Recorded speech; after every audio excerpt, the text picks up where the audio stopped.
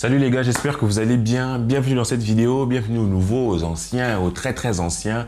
Aujourd'hui, je porte le maillot de Manchester City, c'est pas pour rien, c'est symbolique quelque part. C'est vrai que derrière, c'est Haaland, c'est un joueur qui met plein de buts, j'aimerais trop qu'il vienne chez nous, voilà. Mais bon, aujourd'hui, on va parler de la Première Ligue qui est face à la Liga, ou plutôt on va parler de la Liga qui est face aux autres championnats, parce qu'on va se dire la vérité, la Liga est en train de mourir. Moi, j'ai envie de prendre ça de ce sens-là.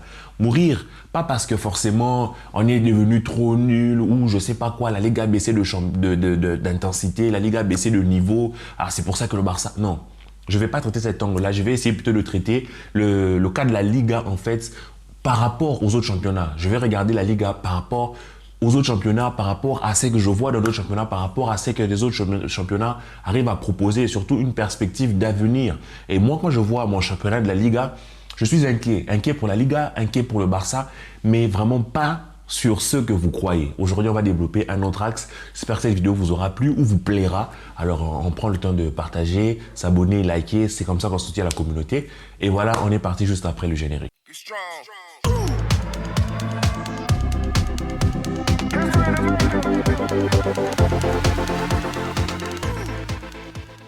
S'abonnez-vous.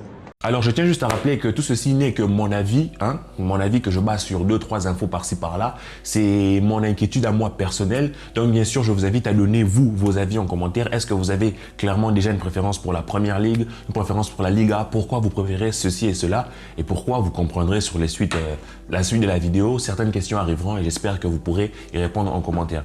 Alors, clairement, je vais vous dire un truc. On va parler d'un aspect financier, d'un aspect divertissement, d'un aspect miroir, d'un aspect vitrine. On va considérer que la Liga, la Première Ligue, la Ligue 1, la Serie A, tout ça, considérant ça comme des magasins, et toi, tu es un client, tu passes devant un magasin, la première chose que tu regardes, c'est pas forcément...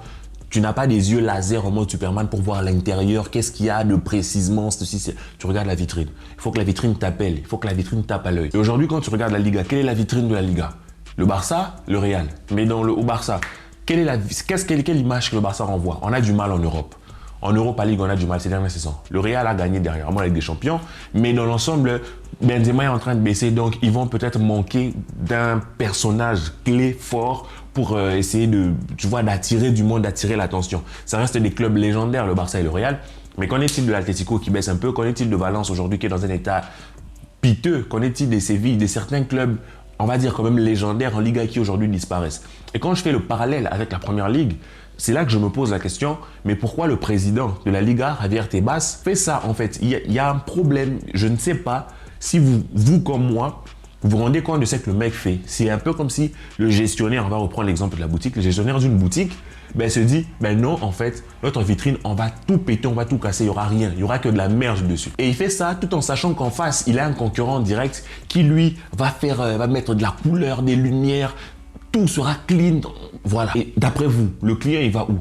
Il va aller dans un endroit un peu mal entretenu, un endroit bizarre où il y a toujours des tiraillements entre collègues, ou bien il va aller vers la vitrine qui l'attire. Et aujourd'hui, quand tu regardes la Première Ligue dépense énormément. Je ne suis pas en train de dire qu'il faut ouvrir les vannes en Liga pour que la Liga commence à dépenser aussi. Non, c'est pas ça que je suis en train de dire. Mais quand tu regardes par exemple les dépenses de la Première Ligue lors du dernier mercato d'hiver et les dépenses de la Liga lors du dernier mercato, c'est une blague en fait. Et la différence n'est pas faite seulement entre la Première Ligue et la Liga. Moi je parle de la Liga parce que le FC Barcelone y est, mais la Première Ligue est largement devant. Derrière il y a d'autres championnats comme la Liga, la Serie A, la Ligue 1 qui font absolument rien. Et quand tu vois tout ça, tu te dis qu'en Première Ligue, il y a vraiment un travail qui est fait. Travail légal, illégal.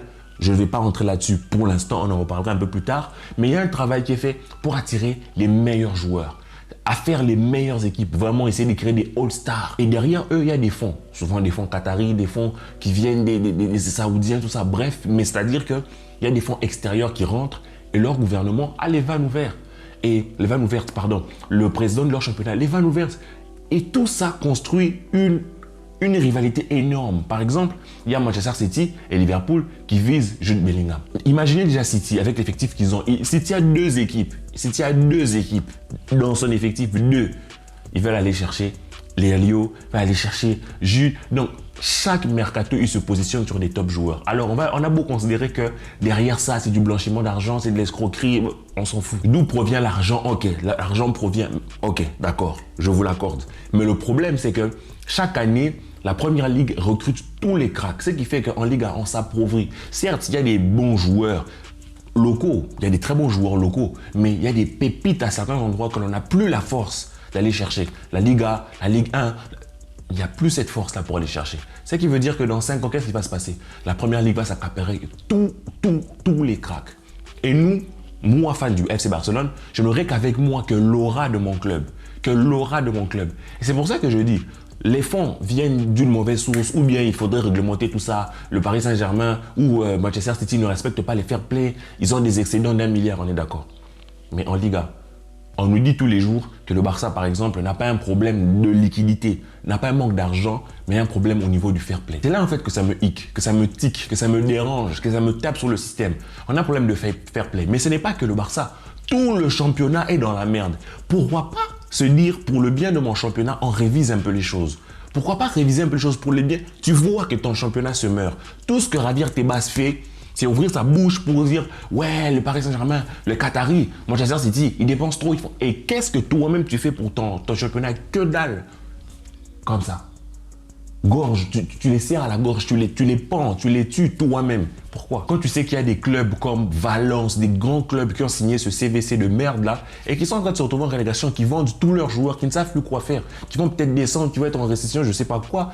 Où est-ce qu'on va en fait? Où est-ce qu'on va? Et quand tu vois en plus qu'il y a CVC et l'autre partenaire là de Javier Tebas qui veulent rompre leur accord, je vais essayer de vous mettre l'article si je le retrouve, qui veulent rompre leur accord parce qu'ils estiment que voilà, ça va pas bien en Liga. Ça tape à l'œil en fait. Ça tape à l'œil. Et moi, je me pose une question dans tout ça. Pourquoi Javier Tebas est encore président? Je ne sais pas. Il n'y a pas moyen de le faire sauter. Il n'y a pas moyen de le faire dégager. Il me tape sur le système. Il me tape sur le système. On est bien en train de voir qu'il y a quelque chose, il y a un conglomérat, il y a un groupe de clubs qui vont posséder demain les joueurs les plus forts. Qu'est-ce que nous, on pourra faire? On va continuer d'activer des leviers jusqu'en 2025. En 2030. En 2030, c'est vrai que selon la Porta et tout ça, notre stade va nous rapporter beaucoup. Ça, c'est parce qu'on a notre aura, on a notre. Mais le problème du Barça aujourd'hui, est-ce que ce sont les liquidités? C'est pas les liquidités. Donc demain, on a beau avoir les liquidités. Demain, les salaires vont faire qu'augmenter. Parce que bien sûr, on va toujours tout faire en fonction de la première ligue. Aujourd'hui, les prix des joueurs explosent bêtement à cause du prix d'achat de la première ligue. Donc si aujourd'hui, on a du mal à acheter un joueur qui normalement vaut 50, on le voit, on veut l'acheter, on nous dit que non, vas-y, donnez-nous 150. C'est parce qu'en première ligue, il y a un joueur similaire qui a été acheté 150 millions. Ça voudrait dire que quand nous, on voudra donner, je vous donne un exemple, quand nous, on voudra donner, prenons Dembélé, quand on voudra donner à Dembélé un salaire de 8 millions et qu'il verra qu'en première ligue, on donne à des ailiers moins forts que lui, des salaires de 30 millions, 40 millions, au bout d'un moment, il va bouger. Il va bouger. C'est ça qui veut dire que nous, on sera aussi obligé de commencer à faire grimper les salaires en fonction de nos revenus. Et on sera obligé de commencer un peu à calquer ce que la première ligue fait. On ne pourra pas suivre le rythme. On ne pourra pas suivre le rythme. Et c'est ça qui, moi, me frustre. J'y pense depuis quelques jours. En fait, ça trotte dans ma tête. Je me dis, en vrai, est-ce que la Liga, est-ce que le Barça, puisque c'est mon cas, moi, le Barça, a la force de tenir tête à la première ligue? Non. En Serie A, y a-t-il un club qui a la force de tenir tête à la première ligue? Non. Parce que lors du prochain mercato, les plus grands qui vont dépenser seront encore Chelsea, Manchester City, Liverpool, patata. Et on va te dire des trucs du genre, ouais, mais City est sous une enquête, ils doivent se réglementer au fair play. Mais quand c'est eux, on leur dit, vous pouvez vous réglementer petit à petit. Mais quand c'est nous, au fair play, Tebas nous dit, non, vous n'allez pas recruter pas un seul mec. Tebas dit ouvertement qu'on ne leur a pas permis de recruter tel mec, on ne leur a pas permis de recruter tel mec parce qu'ils ont un problème avec le fair play. On va où? C'est pour ça quand beaucoup se plaignent et disent que non, la Super League, c'est pas une bonne idée, c'est un truc trop fermé, patati patata. Moi, je me dis, la Super League existe déjà, c'est la première ligue. Un championnat qui a des fonds extraordinaires, on ne sait pas ça vient d'où, qui n'est pas réglementé. Et à côté, il y a les autres championnats qui meurent bêtement. Ce sont des lois. Ce sont des lois qui font comment? Ce sont les hommes qui font les lois, ce n'est pas les lois qui font les hommes. Donc, quelque part, les lois s'adaptent en fonction de quoi? En fonction de la situation, en fonction de la réalité sur le terrain. La réalité sur le terrain fait qu'on a un ogre qui se lève en face de nous. On a un Hercule qui se lève en face de nous. Et on ne pourra pas le battre avec ces règles. Moi, je vous dis que si d'ici 4, 5 ans, 6 ans, les choses n'évoluent pas. Au niveau du fair play financier, au niveau des salaires, au niveau de la somme de ceci, cela, il y a beaucoup de clubs qui vont disparaître. Le football va être remodifié, aura une autre facette avec un petit groupe. Et je ne sais pas combien de temps le Barça, par exemple, pourra se baser que sur son aura pour former une équipe. Certes, il y aura toujours des pépites, des talents, patati patata, mais sachez qu'on ne peut pas avoir un Lionel Messi à tous les postes. On aura forcément, la masse va forcément sortir un talent, 3 talents, 4 talents. Peut-être qu'on aura une génération de 4 talents dans une équipe, mais une équipe ne se constitue pas de 4 mecs. Une équipe a besoin d'avoir 11 super mecs avec des gens des joueurs sur le banc qui vont apporter quelque chose. Donc pour moi, vivement la Super League, vivement cette association entre la Juventus, le Barça, le Real, tous ces clubs-là, vivement qu'ils s'associent et qu'ils gèrent eux-mêmes leurs fonds pour pouvoir recruter et faire ce qu'il faut être fait. Parce que moi, j'ai du mal à faire confiance à Tebas. Je ne lui fais pas confiance du tout. Du tout.